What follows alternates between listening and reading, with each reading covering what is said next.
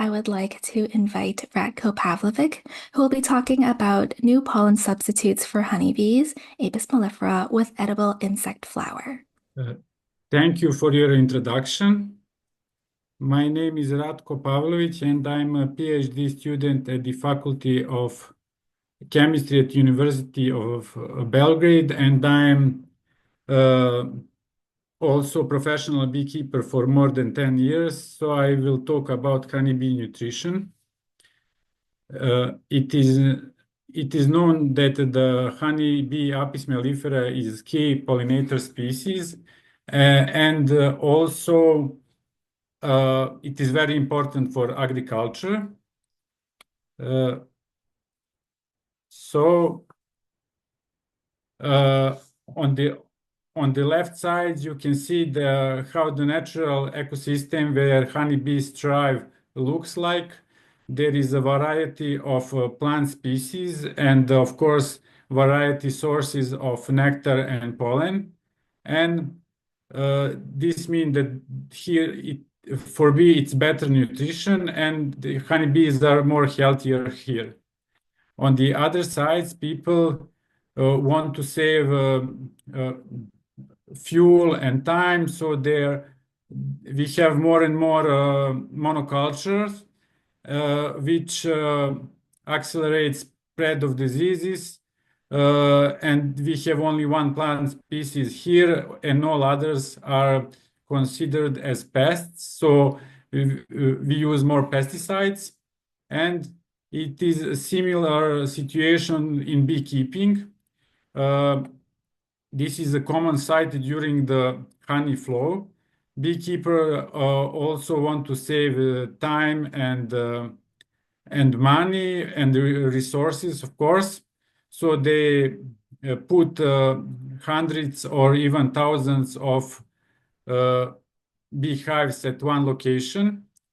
This also, of course, accelerates spread of diseases, and especially the varroa destructor, which is the main problem in modern beekeeper, and also this leads to poor nutrition. So honeybees colonies in this situation or in poor weather, or if we want to prepare them for nectar flow or pollination services, have to be fed. We know that sucrose is a suitable substitute for carbohydrates in honeybee nutrition for carbohydrates in honey and nectar. But so far, we couldn't manage to formulate true substitute for pollen, although various receipts have been made and various diets have been formulated and tested based on soy flour, yeast, milk, eggs, and many other ingredients. Of course, beekeeper can collect pollen in time of abundance, and feed it back to the bee colonies, but this carries a risk of disease transmission, and also it is expensive because pollen is more and more popular as a good product for human health.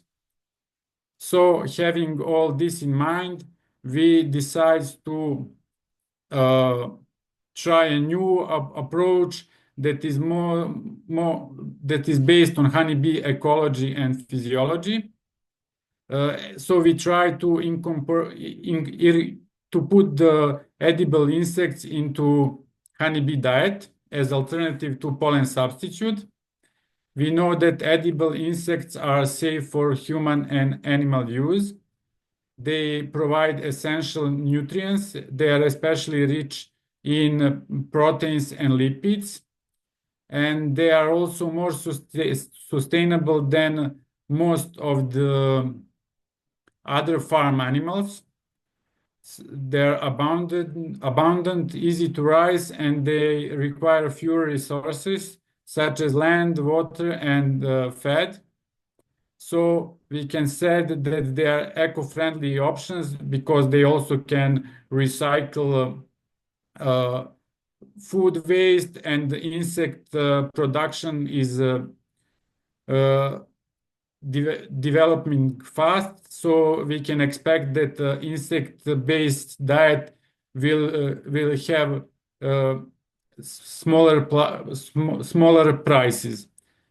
Uh, Also, there is a interesting thing in bee behavior, and that is cannibalistic behavior, which is really common bee behavior, everyday behavior. When there is a pollen deficiency, or when there is more than one egg in one cell, or eggs on the periphery of the brood, honeybees eat their own brood.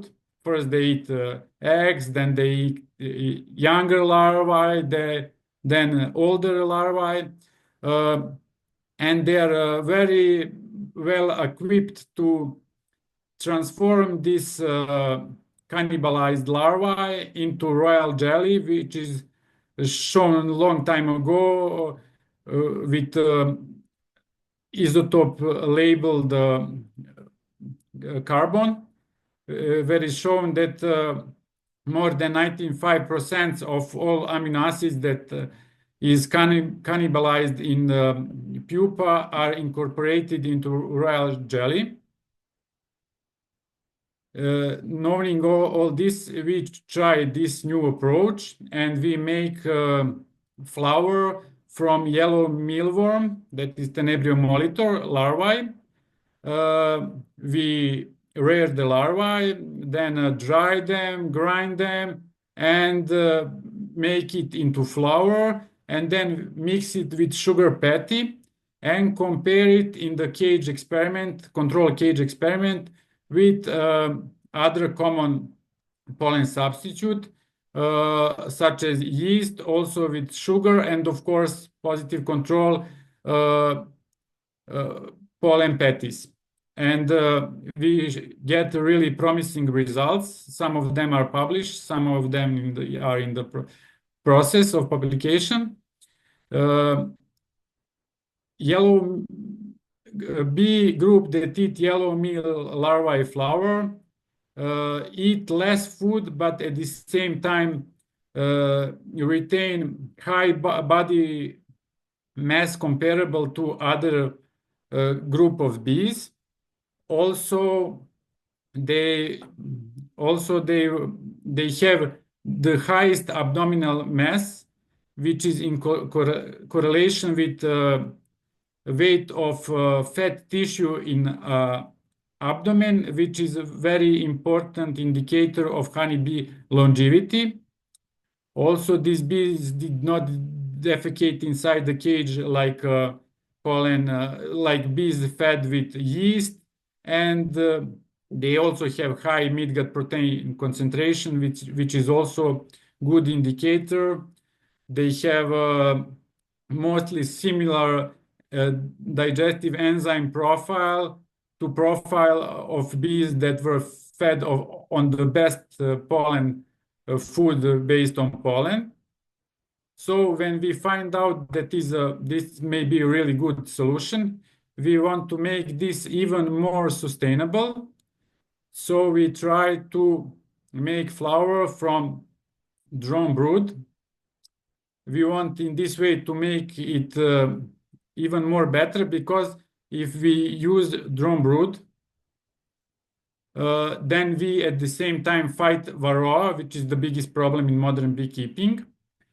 Drone brood is often removed to manage varroa, but it is laborious, and beekeeper doesn't have too much motivation to do it because of the cost of that work. So we think that if we make a really good formulation based on drone brood, they will be doing this more often. Drone brood is rich in proteins and lipids, so we think that it can become ingredient of high quality feed supplements for honeybees, and this procedure will also lead to the situation where beekeeper will use less pesticides synthetic pesticides to fight varroa. We know that varroa prefer drone over worker larvae. So uh, if we remove drone brood, we will remove disproportionately high part of the varroa population inside the hive. And this process is really simple. What will beekeeper need to do to process this drone brood? Well, it have to mix it with water, boil it, then strain it, dry it, and grind it. The same procedure as with Tenebrium molitor larvae. And on this picture, you can see how this drone larvae and pupa looks like when it is boiled and strained. It is very clean food. Larvae and pupa are enveloped in cocoon, and when we remove the cocoon, we can see on some pupa and larvae we can find the varroa destructors. So if we use this method, we will have two advantages: better nutrition for honeybees, and at the same time eco-friendly procedure to fight varroa, and also beekeeper will get some quality bee wax. So at the end, I want to thank to the York University Bee Center for giving me an opportunity to give this presentation, and also to my colleagues. Thank you very much. And now questions, if you have, you can ask me.